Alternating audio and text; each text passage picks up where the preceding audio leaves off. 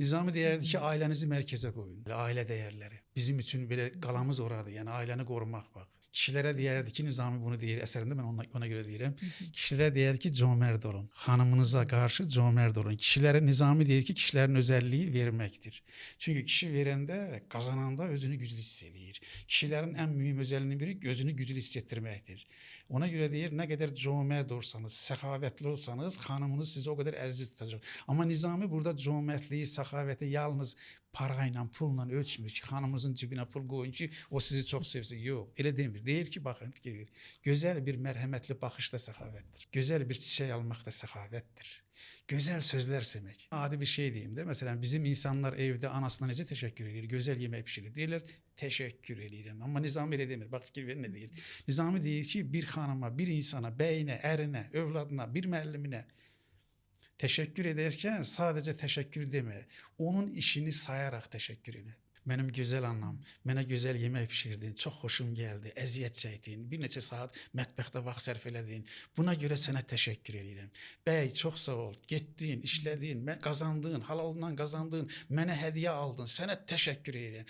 Müəllim, məni öyrətdin, məni cəhalətdən qurtardın, mənə elmlərin qapısını açdın, sənə buna görə təşəkkür edirəm. Yəni, quru-quru təşəkkür edirəm, sağ ol, var ol, yaxşı oldu, bu cür sözlərlə yox. Çünki insan əməyinin dəyərləndirilməsini istəyir. Əməyinin dəyərini özdə kim tərəfindən? Məsələn, əri tərəfindən, övladı tərəfindən, tələbəsi tərəfindən, dövləti tərəfindən. Onda özün çox rahat istəyir. Bax, sonra görün nə söylüyor?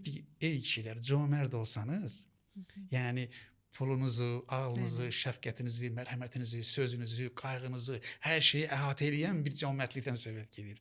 Baxın, deyir, onun qarşılığını alacaqsınız. Xanımızın deyir, gözündə təsirini görəcəksiniz.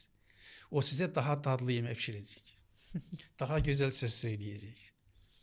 Yəni, bu cömərd qadınlar almağı sevirlər. Çünki qadın alıcıdır, kişi vericidir, kişi ovçudur, kişi qovması lazım, kişi getməsi lazım, kişi verməsi lazım.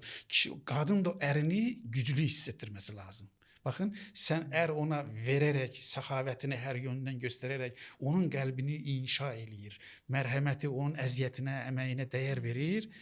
Qadının toxunuşunda, baxışında, sözündə, yeməyində, geyimində, onu qarşılayandakı üzündəki təbəssümdə, hər şeydə o verdiyi səxavəti geriyə alır. Şəfqətlə geriyə alır. Bəli, şəfqətlə geriyə alır, məhəbbətlə geriyə alır.